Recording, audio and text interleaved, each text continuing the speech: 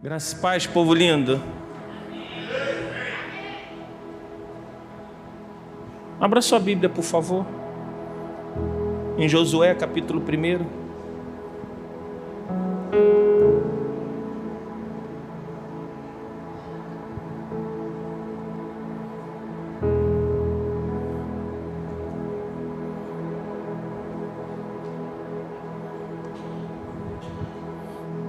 Seja corajoso, anime-se. Você conduzirá este povo para tomar a terra que prometia dar aos seus antepassados. Dê o máximo, empenhe a sua alma, não deixe de seguir o que diz a revelação que Moisés escreveu, cada parágrafo. Não se desvie para a direita nem para a esquerda, para que possa chegar ao seu destino. Não deixe, em nenhum instante, de pensar no que diz o livro da revelação. Pondere, medite nele dia e noite, praticando tudo que ele prescreve. E então você alcançará o seu objetivo e serás bem-sucedido. Vou dizer de novo: seja corajoso e anime-se. O eterno seu Deus está com você a cada passo nesse caminho. Senhor, fala conosco essa noite, Senhor. Libera uma palavra e que traga saúde, Senhor, para nossa mente, para o nosso corpo. Estamos na tua casa, Senhor. É a casa da revelação. Ô Espírito Santo, fala conosco essa noite. Em o nome de Jesus. Amém. Eu estava pensando sobre como é importante ouvir do próprio Deus uma palavra. Às vezes a gente quer tanto que o pastor, ou que alguém libere uma profecia para a gente. A gente chega num culto como esse e a gente quer escutar de alguma forma a voz do Senhor. Eu tenho certeza que você não saiu da sua casa pensando assim: eu vou lá passar o tempo. Não. E não é uma casa comum. É a casa de oração. É a casa que o Senhor escolheu para se revelar e se manifestar. Mas aqui estava Josué. Alguém igual a mim e a você, que não esperava que no meio da sua caminhada ele ia ter algumas perdas e alguns ganhos. Ele é obrigado a assumir uma coisa que talvez ele não tivesse muito preparado, até porque quem é que estaria preparado para as coisas que ainda vão acontecer com a gente?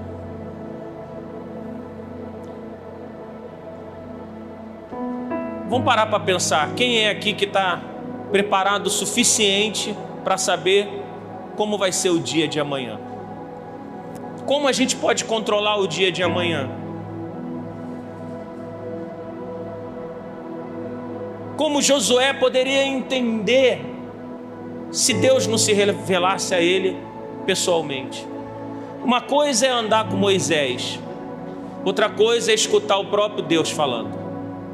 Uma coisa é você participar de um culto, outra coisa é você experimentar Deus nesse culto. Uma coisa é você ter um encontro com uma unção, com um arrepio. Outra coisa é você falar: Deus realmente está falando ao meu coração neste lugar. Ninguém poderia mudar o coração de Josué a não ser o próprio Deus. Esse texto começa com Deus se revelando ao homem. Eu quero te falar uma coisa: você precisa de uma revelação de quem é Deus na sua vida. Eu vou repetir, você precisa escutar o próprio Deus falando com você. Deus não é o Deus de recados, irmãos. É um pai bendito, apaixonado por seus filhos. que chama para tão perto e diz assim: vem cá, filho meu, deixa eu conversar com você. Ele olha para Josué, tão carente, tão necessitado naquele momento, pensando: o que seria de mim, o que seria de mim, o que seria de mim? E Deus começa dizendo para ele: ei, anime-se, você não tem consciência ainda, você nem imagina o que eu preparei para você, mas se anime, porque nesse processo que você vai passar, existe uma glória no final disso tudo. Diga para o seu irmão: ei, você deve estar passando por algum processo, não é? Alguns você não consegue discernir, mas existe uma glória no final disso tudo. E eu quero te dizer que a grande glória é que Deus quer arrebatar seu coração. Tudo que está acontecendo com você é porque Deus quer o seu coração. Ele sonhou com você essa noite. A gente vai cear, a gente vai celebrar a morte e a ressurreição de Jesus Cristo. A Bíblia diz que onde estivesse 2 ou 3 reunidos, ali ele estaria. O mesmo Deus que falou com Josué é o mesmo Deus que está essa noite falando exatamente com você, no seu particular, independente do que você está passando. Ele está falando para você: ei, anime-se, confie em mim e tudo vai dar certo. Só que a gente precisa começar a pensar um pouquinho na eternidade. Eu me lembro que uma vez eu pensando: Deus, que bom ter um bom emprego. Deus, muito obrigado, eu tenho um bom carro. Eu pensando sobre isso. Mas a grande verdade é que não importa qualquer coisa que eu tenha aqui na terra, vai ter a ver com a minha eternidade. A única forma de eu encontrar com essa eternidade é realmente escutando esse Deus, respondendo a Ele. Mas por que será que às vezes a gente passa tanto tempo gastando com coisas desse mundo e as coisas da eternidade, elas são tão esquecidas?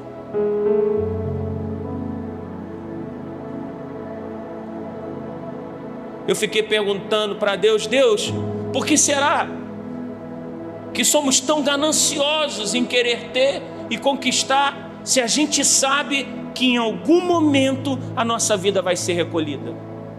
É um breve momento, em algum momento você vai estar com a pessoa talvez que esteja do seu lado hoje pela última vez. Talvez essa noite possa ser a sua última noite. Tudo pode estar muito bem para você e de repente alguma coisa acontecer e a sua segurança simplesmente ir embora. E nesse momento, se você não tiver agarrado nessa eternidade, como vai ser sua vida depois de tudo isso? Mas somos tão apegados às coisas desse mundo.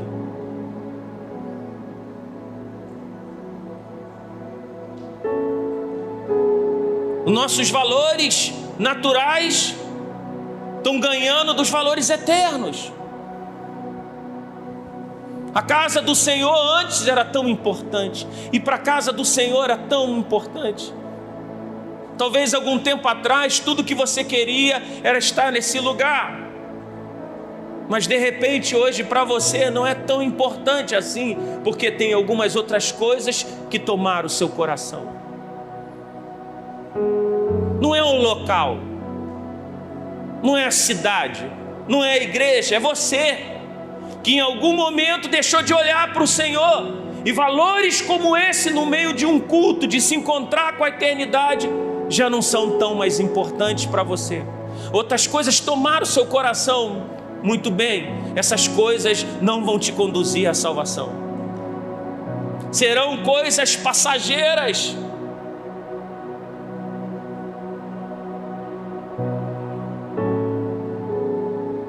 A agência do reino, a gente se limita.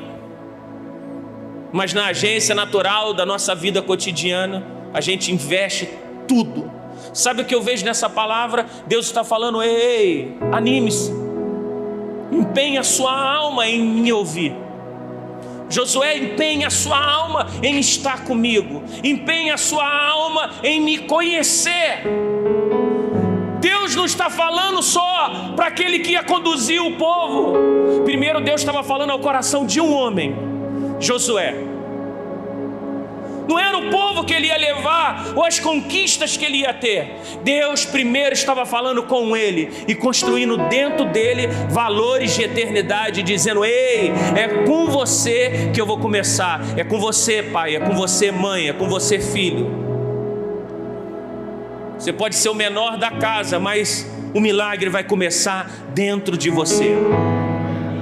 Deus se revelando a você de uma forma incomum, extraordinária.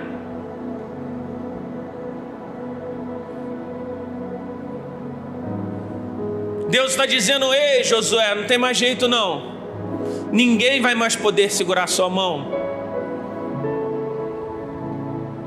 Vai ter alguns momentos que você vai se sentir tão só. Eu fico pensando de cada conversa que Josué teve com Moisés. Era um amigo, era um companheiro. Mas agora, ele não está mais nessa sombra. Não existe mais esse lugar seguro. Deus está se revelando e se colocando exatamente nesse lugar. Sabe o que Deus está falando? Josué, você não precisa de Moisés, você precisa de mim, e eu estou disponível para você.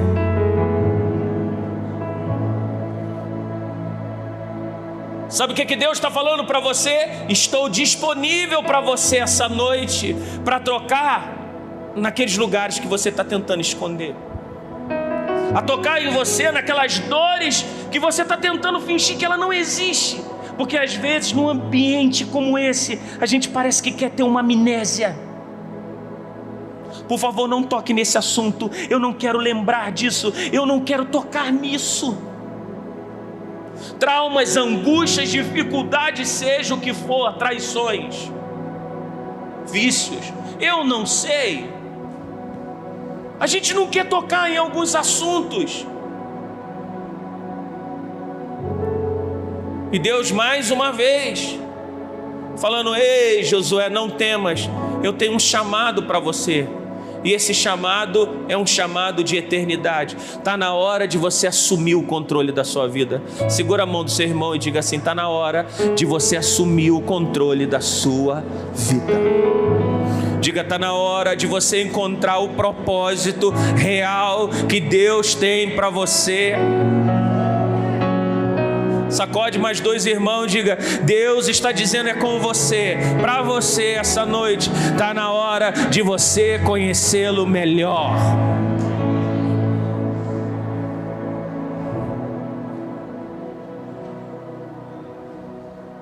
Talvez você diga: tudo que eu quero é comprar uma casa própria. Tudo que eu quero, uau, é viajar a todas as nações. Que sonho bonito. Tudo que eu quero é casar. Hoje eu estava falando: Senhor, eu quero ir para aquela fazenda lá em Varginha, com águas quentes, ficar uns 4 dias lá. Senhor, me manda para lá, Senhor. Comendo pãozinho de queijo de manhã, de tarde, de noite. Mas eu fico imaginando o coração de Deus olhando para você essa noite, dizendo: tudo que eu quero é você. Às vezes nossos valores são tão naturais e os deles tão espirituais. Tudo que Ele quer é seu coração. Tudo que Ele quer é você, completamente apaixonado por Ele. Deus não podia mandar um outro mentor? Podia. Deus podia continuar o processo com Josué. Mas tem hora que a gente precisa entender: ciclos. Acabou. Alguns ciclos eles se encerram. O problema é que a gente quer encerrar os ciclos de Deus, porque é mais fácil fugir da obra de Deus do que encerrar alguns ciclos nossos. O que você é capaz de largar para permanecer com Deus? Porque agora Josué ia ter que largar de uma postura de ser liderado para liderar. Agora, ele ia ter que tomar uma outra postura de vida. Às vezes a gente tem que parar com essa postura de sempre estar seguindo algumas coisas que a nossa alma pede, que o nosso corpo pede. E começar a olhar para aquilo que é real. Eu, quando passei mal, e eu acho que eu não estou muito legal para falar disso agora não. Ainda estou no auge disso, né? Ainda estou recém-operado. Mas uma das coisas que mais me marcou é que a dor não ia embora. Durante quase uma semana, eu tomei morfina, era uma pedra, uma crise renal. E antes da cirurgia, eu tomava a cada 2 horas uma grande quantidade de analgésicos. Eu acho que depois de 4 dias, você internado dentro de um hospital, tomando remédio a cada 2 horas, você fica dependente daquela droga. Quando dava 1h30, eu começava a sentir dores alucinantes. Minha cabeça parecia que ia virar dentro daquele hospital. Eu esperava 2 horas chegar. E quando eu tomava aquele remédio, ao invés de eu descansar, eu imaginava que daqui a 2 horas eu ia tomar um outro medicamento. Alguns medicamentos que eu tomava aceleravam o meu coração, outros me acalmavam, outros me faziam suar. Eu acho que a princípio estavam testando o que ia funcionar, porque era uma pedrinha que teimava em não sair. Diga para o seu irmão, às vezes na sua vida tem uma pedrinha que teima em não sair. E diga assim, quanto mais ela ficar com você, mais dor ela vai causar. Ela tem que sair de você. Mas nesse momento de dor, eu fiquei pensando sobre os paliativos na minha vida que eu tomo para aliviar o que eu estou sentindo no momento. Será que o culto de domingo à noite é esse paliativo para você? Onde você passa uma semana de lutas, de dores, e você não fala com o Senhor, você não se permite ser operado. Eu não queria operar. Se eu tivesse operado no primeiro dia, eu teria poupado uma semana de dor. Mas o primeiro protocolo é que a pedra precisa ser expelida. Para quem não sabe, a crise renal é uma das dores de maior potência na humanidade, comparado à dor de parto.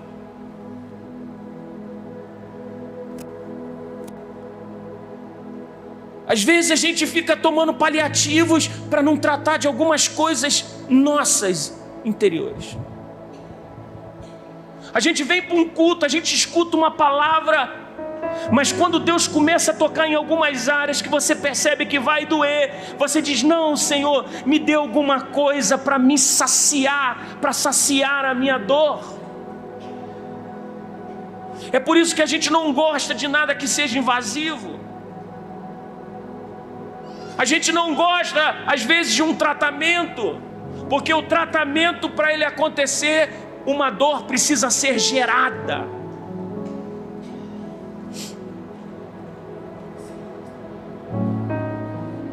Deus estava tratando de Josué, mas ao mesmo tempo uma dor estava sendo gerada, a dor de perder alguém que ele tinha como a sua convicção pessoal de liderança. O relacionamento dele não poderia ser mais um relacionamento com o morto, em sim com um Deus vivo. Eu te falo essa noite, o seu relacionamento com Deus precisa ser não com morte, mas com vida. Com vida. A Bíblia diz que Jesus veio para dar vida e vida em abundância.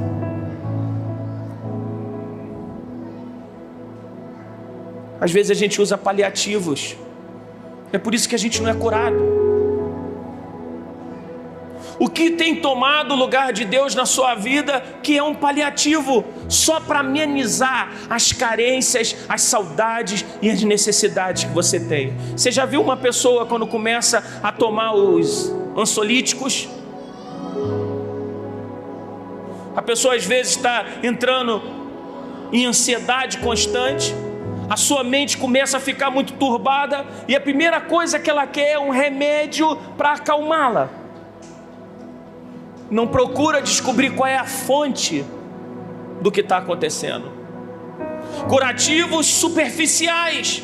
E quando você vê, a pessoa está viciada em calmantes, em remédios para ansiedade, quando nunca tratou qual é a sua causa, aonde está a sua origem. Quando Deus está falando para Josué e está dizendo: ei, você vai ter muitos problemas, mas se você continuar meditando na minha palavra, se você continuar me ouvindo, eu vou te dar a revelação necessária para tudo aquilo que você precisa de cura ser estabelecido na sua vida. O que eu estou te falando hoje é que existe em Deus uma revelação sobre você.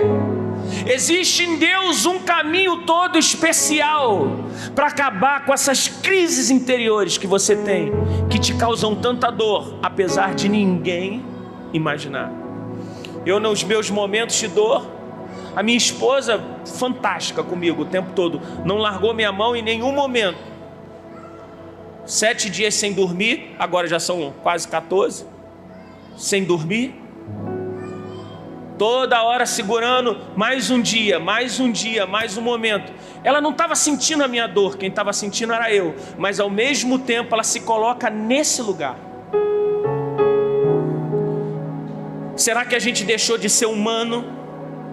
E a gente vem com um culto como esse, querendo tomar os nossos remédios?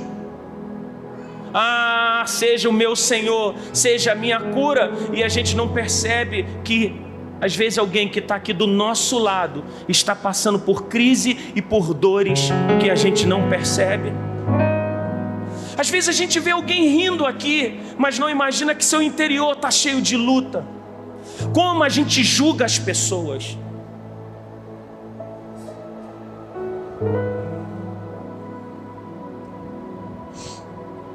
Eu não sabia lá no hospital que tinha um botãozinho perto da cama, que se tocasse a enfermeira vier. Eu até agradeço, porque eu com certeza eu conheci todo o hospital. Vocês me conhecem. Não tem uma pessoa naquele hospital que eu não tenha conhecido. Eu só soube Catarina no último dia do botão. Foi o dia que eu apertei umas 15 vezes aquele botão.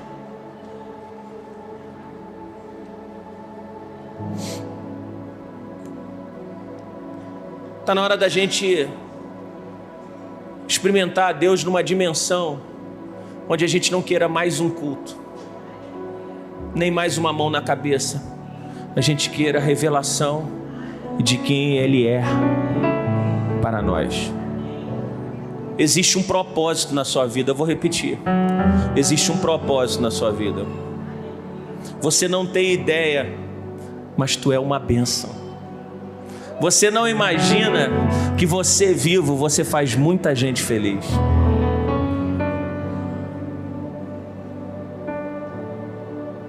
Josué, não temas. Sabe o que significa isso? Ele estava apavorado. Quem é que não fica apavorado, irmãos, quando Deus te diz não? Você sabe o que é você estar orando, pedindo: Deus, me cura, Senhor, tira a dor, me cura, Senhor, em nome de Jesus, Senhor.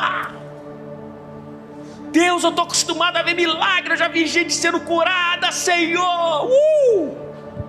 E Deus, não. Como assim, Deus? Não, André, você não vai escapar da cirurgia. Eu falei: não, eu fui até o último momento. Falei: não, essa pedra vai sair, eu não vou passar pela cirurgia. E Deus: não, essa você vai passar. É aquele momento que não tem parente, não tem ninguém. Você entra dentro de uma maca parecendo com Jesus Cristo. Tu abre as mãos assim, acabou, irmão, tu não tem vergonha, tu tá nu e ninguém tá nem olhando para você. Alguém vira para você e fala bem assim: ó, você vai tomar um negócio. E não adianta tu perguntar o que é, porque tu não entende. Tu só sabe que pode ser o último dia da sua vida. Tudo pode acontecer naquela cirurgia. Você sabe que em algum momento, em alguns segundos, você vai estar entre a vida e a morte, e alguém controlando a sua vida. Essa é a grande verdade. A anestesia começa a entrar no seu corpo, você fica meio doidão, de repente você apaga, e daquele momento você só volta se o Senhor quiser que você volte.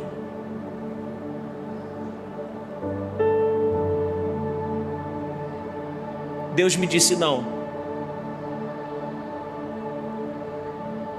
E se Deus está te dizendo hoje, essa noite, não, você está errado. O que você está fazendo, eu não aceito. E se Deus hoje está dizendo para você não, talvez você diga: Deus, mas eu estou te pedindo, por favor me dê isso. E Deus: não. Talvez você diga: Senhor, mas eu quero voltar esse tempo. Não.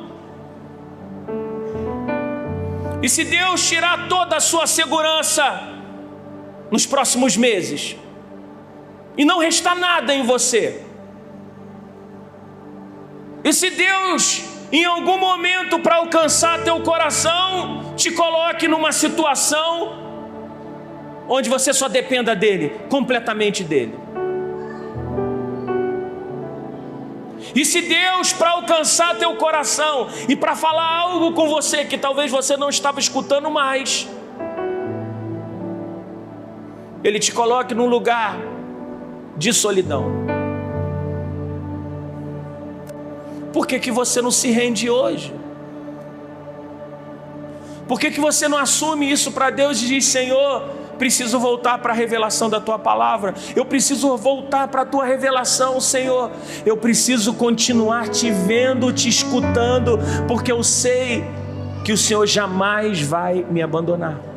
Só que lembre-se, quando Deus te fala não e te leva num processo, Ele está com você dentro do processo, e Ele retira você desse processo muito mais forte, muito mais sábio, muito mais cheio de Deus. Eu queria que você ficasse de pé. Eu não sei quais são os processos que você tem passado na sua vida pessoal.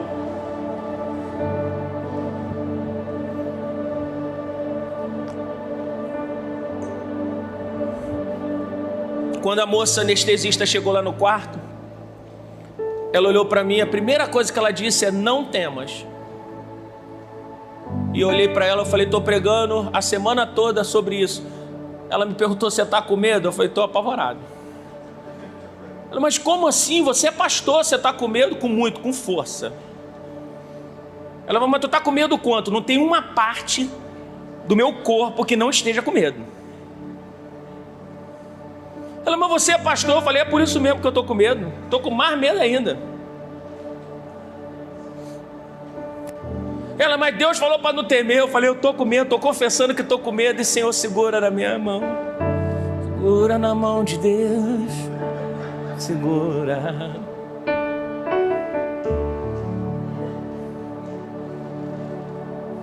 Estava tão nervoso que eu quase caí da maca, irmão.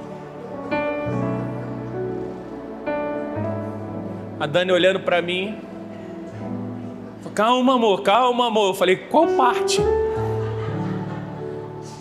A minha perna não queria subir na maca. Eu queria ir para qualquer outro lugar, menos para aquele lugar. Eu falei: só um minuto, deixa eu ir no banheiro. Eu falei: Senhor, sai esse mal agora, esse Satanás que prende. Deus: não, é o processo. De repente, quando eu começo a ver aquelas luzinhas lá, passaram de cirurgia, comecei a lembrar da minha esposa falando quando ela passou por isso. E todos vocês passaram. Tu. Só que eu cheguei lá, achei que já iam me operar e me deixaram mais 1 hora olhando para o teto. Eu falei: não é possível, Senhor. O Senhor não dá para ser mais rápido, não? A doutora falou assim para mim: olha, eu não vou te dar hack não. Hack é aquela anestesia aqui, que você está muito nervoso, eu vou te apagar. Eu falei: me dá hack? Nem sabia o que era direito, me dá hack. Falou: não dá não, cara, tem que te apagar. Eu falei: não apaga não. Ela falou: pega o respirador. Eu falei: vou precisar não.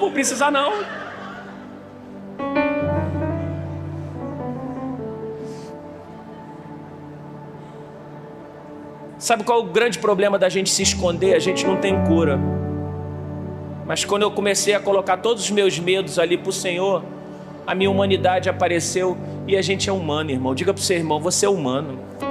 Diga, para de se esconder. Tu tem problema igual todo mundo. Diga aí para 3 irmãos, diga, você tem problema. Você tem angústia. Às vezes você está sem dinheiro hoje, irmão. Ó a revelação aí. Diga para o seu irmão, às vezes você não tem nem 10 reais hoje, irmão.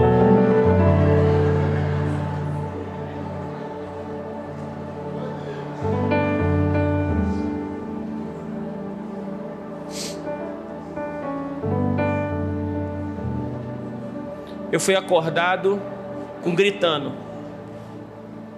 Acorda, acorda, acorda. Quando eu acordei, eu tive uma visão.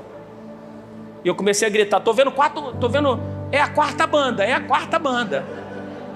Ela, que banda é essa? Harmonia, melodia, e Deus está cantando. Ela falou, é Deus no negócio.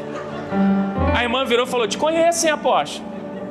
Sou da igreja do pastor e tal. Eu falei, é mesmo, irmã? E eu doidão.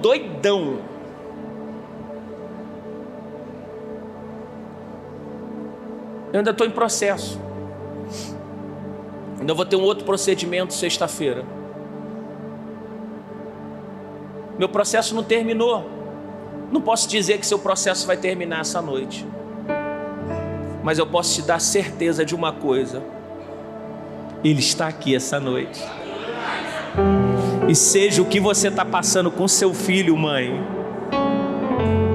hoje Deus começa a tirar essa pedra que tanto faz você sofrer. Eu tenho convicção que Deus está aqui essa noite. E assim como Deus me colocou lá num lugar para encontrar com Ele, diga para o seu irmão, Deus vai te colocar num lugar como esse também. Não precisa ser igual, né, Mel? Em nome de Jesus. Mas Deus vai colocar. Uma das coisas que eu mais amei na minha vida naquele momento foi a minha esposa. Irmãos, eu tenho que honrar minha esposa. Minha esposa é fantástica. Eu falava, você pode me abraçar? Fica quietinha. E a Dani toda durona, né? Vocês conhecem como é apóstola? Durona. Ela falou, eu sei que eu não estou sentindo o que você está sentindo. Eu falei, me abraça. Ela segurava a minha mão, esperava eu dormir. Deixa alguém te ajudar, irmãos. Deixa os pastores aqui da igreja ser seus pastores. Deixa a gente te ajudar. Deixa a gente segurar a sua mão. Deixa a gente orar por você. Porque a gente quer participar, porque você não vai passar mais pelo que você está passando sozinho. Existe uma unção pastoral sobre essa igreja, existe uma graça e ninguém vai ficar sozinho. Deixa a gente estar perto de você. Talvez a gente não entenda o que você está passando. Nos perdoe por algum julgamento. Às vezes a gente não entende. A dor é sua, mas nos deixa chegar perto. Nos chame, pastor, ore por mim. Pastora, ore por mim. Deixa a gente chegar perto.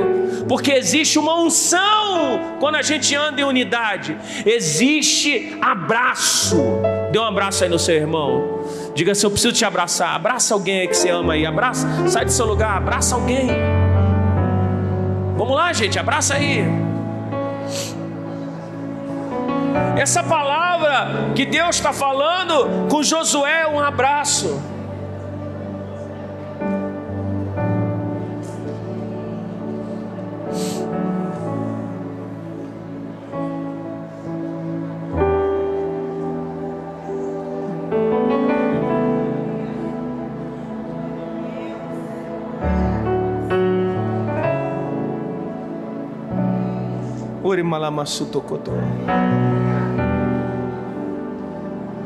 Vamos meditar na revelação dessa palavra. Vamos ser mais um nos cultos, irmãos. Vamos tomar todas do Espírito Santo aqui. Vamos parar de buscar paliativos de um culto de domingo à noite. Vamos começar a buscar a Deus na segunda, na terça, na quarta. Vamos voltar para essa onda de primeiro amor e permitir que Deus produza em nós toda a cura necessária para aquilo que a gente precisa. Essa palavra é para mim e para você, que pode ser um instrumento de bênção na vida do outro. Talvez, Mário, você vai ser uma resposta para muita gente. Uau! Talvez, Marcelo, você vai ser uma resposta para muita gente. Olhe para sua mão, diga assim: eu sei que Deus vai colocar coisas na minha mão que serão resposta para muita gente. Eu sei que existe essa graça, Senhor. Ah, meu Pai, cura-me, sara-me, Senhor, e leva as minhas dores.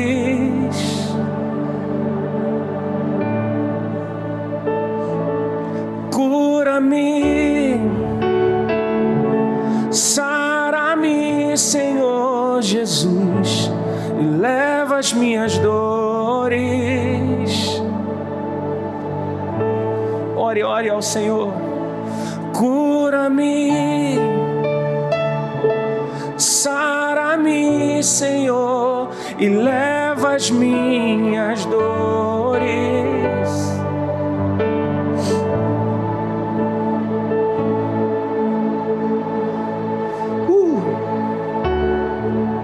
Anima-te, seja forte e corajoso, e que essa ceia seja a ceia da nossa saúde, de uma mente saudável, de um corpo saudável e de uma família saudável, em o nome de Jesus.